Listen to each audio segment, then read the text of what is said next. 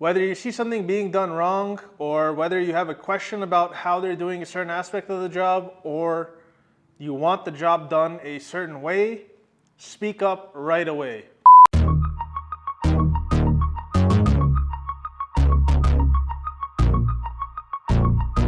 Welcome to this week's video that I'm going to be shooting by myself because we just found out that Sam has a fever. We don't know what it is yet, but I still wanted to make sure to get this content out to you guys, which is the top 5 tips that we have on hiring subcontractors as first-time home flippers. I'm hoping you get some insight onto hiring your own subcontractors for your projects, so let's get right into it. The first tip for hiring subcontractors for your job is talk to a lot of people. Find people on Facebook Marketplace, Craigslist. If you see trucks driving around advertising that they do a certain service, like a plumber, an electrician, call all of those numbers. The other way is when you drive around and you see construction sites, you can stop by and see what trades are working there, see if they're doing a good job or not. That's a really nice way to see what you're gonna get when you hire somebody. Get those phone numbers, ask them to come out and bid out your jobs. With that said, the number one best way that we find the best people is if we have a really good subcontractor, chances are that that person knows other good trades. You have a good electrician, maybe they know a really good HVAC person, maybe they know a really good plumber. So ask the people that you like working with to give you referrals to other people that they've worked with that they like working with. Tip number 2 is once you have all these people coming out, don't just hire the first person that walks in and tells you everything is gravy. Ask a lot of questions. By being a first-time home flipper, we didn't know exactly what we needed from these subcontractors. The only way for us to find out was to ask a lot of questions and talk to a lot of them. The way they answer the questions is really telling on what type of work they'll be doing. If you're asking specific details of how are you gonna finish this little piece, or how are you gonna do that, how are you gonna do this, and their response to you is, I've been doing this for 20 years, you don't know what you're talking about, or I know what I'm doing, that is somebody you do not want to be working with. We actually had this problem with our flooring contractors. If you go back and watch that video on our flooring, you'll see that we did hire the wrong subcontractor. We talked about how we mitigated that in that video, so I'm not gonna get into it here, but let's move on to the next tip. Tip number 3, once you've decided who you wanna work with, is to get a contract in place. We take our contracts very seriously, especially since we have a hard money loan, and we want to show our lenders, hey, this is how much we're paying people. We need a reimbursement on how much we've paid. In that contract, we have some very key components. Number 1 being, when do they start? How many people are they going to have on the job site working on this particular job? When will they finish the job? What the scope of work is? What they need to get done?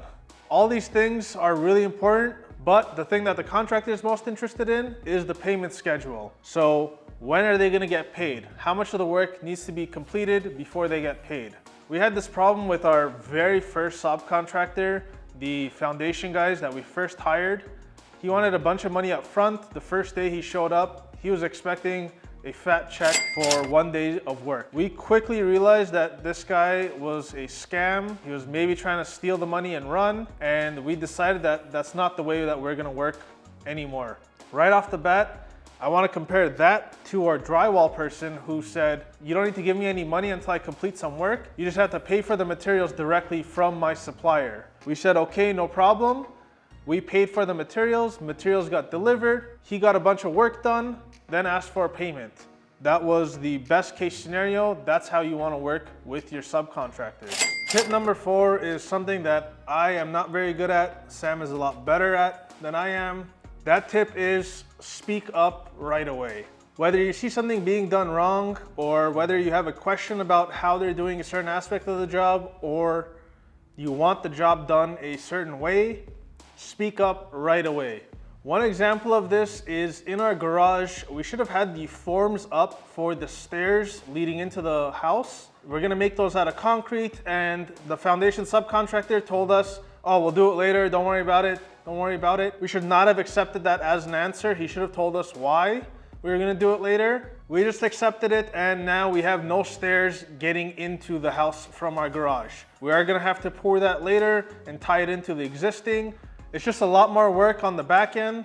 Unfortunately, now we're probably not gonna hire those guys again, and we're gonna have to find somebody else to form out those steps and put them in. So the key is speak up right away. Tip number 5, it is a business. You are in this to make money. The subcontractor is in this to make money. When the job gets complete, make sure you are paying the sub on time. When they finish a portion of the payment schedule, make sure you have a check ready, cash ready, however you're gonna end up paying them, it is ready for them on the job site when it's done. With that said, there's gonna be a lot of people who try to play on the emotional side of you to get payments early. Hey, I need the money, I gotta pay for this, that, or the other. I need the money even though the job's not done. And I'm not saying be very mean to them or anything. At that point, you just gotta assess the situation. Have they done most of that portion of the payment schedule? Does it seem like they're doing a good job? They're working hard and it's just circumstance that it didn't finish this week or that week. You can make the final decision at that point, but the truth is if you don't pay a contractor the full amount, they can put a mechanic's lien on your property. That's a recourse that the contractor can take onto you, but if you do end up paying the full amount and there's still work that needs to be done, you will likely never see that money again, and it's going to be very difficult to get the subcontractor to show back up and finish the job or fix something. You gotta get it all done right away before paying them.